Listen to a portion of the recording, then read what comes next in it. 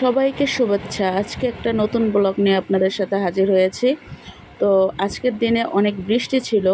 তো বৃষ্টির দিনেও কিন্তু বাজারে যেতে হয়, কারণ ঘরে যদি কোনো সবজি বা রান্নার কিছু না থাকে সেক্ষেত্রে কিন্তু বাজারে যাওয়াই লাগে। তো দেখুন, এই যে বৃষ্টি হয়েছিল, বৃষ্টিতে একদম শাক সবজিগুলো ভিজে একদম চুপচুপ হয়ে আছে, এবং মানুষজনও বৃষ্টির ভিতরেই গিয়ে কিন্তু এই বাজারের সবজিগুলো কিনতেছে এবং বাকি যে জিনিসগুলি লাগে সেগুলোও কিন্তু কিনেছে।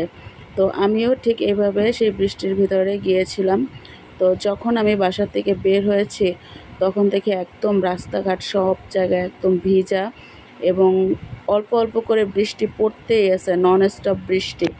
তো বৃষ্টির ভিতরে আমি অবশ্য ছাতা নিয়ে বের হই নাই, যার কারণে আমি কিন্তু ভিজতে ছিলাম। তো তারপরেও আমি বাজারের ভিতরটা আমি হেঁটে যখন গিয়েছিলাম তখন দেখতেছি অনেক মানুষ সেখানে বাজার করতে আসছে, এবং কম বেশি অনেক মানুষ তারা বিভিন্ন জিনিস নেওয়ার জন্য বাজারের ভিতরে আসছে। তো এটা ছিল আমার বাসার কাছে একটা সুন্দর বাজার। এই বাজারে মোটামুটি সব কিছুই পাওয়া যায়।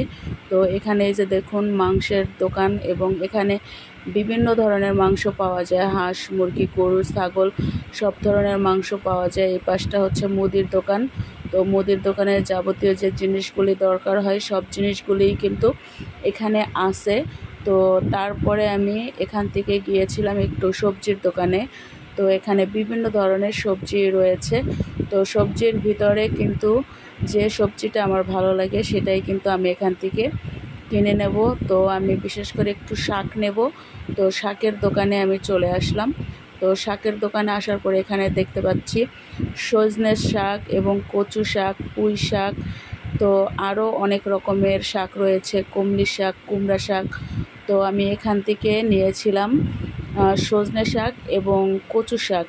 তো তাদের কাছে আমি জিজ্ঞাসা করাতে তারা বলল যে এক মুঠা 30 টাকা করে শাক। তো আমি সেখান থেকে 2 মুঠা শাক নিয়ে আসলাম 60 টাকা দিয়ে।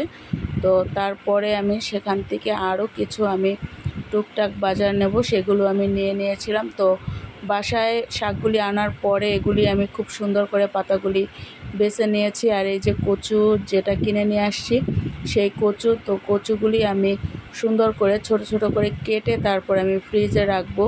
তো আজকে এই কচু শাকটা রান্না করব না। তো এই যে দেখুন সজনে শাকগুলি আমি একদম খুব সুন্দর করে বেছে একদম পলিথিনে করে রেখে দিয়েছি। আর এই যে কিছু বাদাম নিয়ে আসছিলাম, তো বাইরে দেখেছি বৃষ্টি হচ্ছে, এই কারণে আমি বাদামগুলো নিয়ে এসেছি।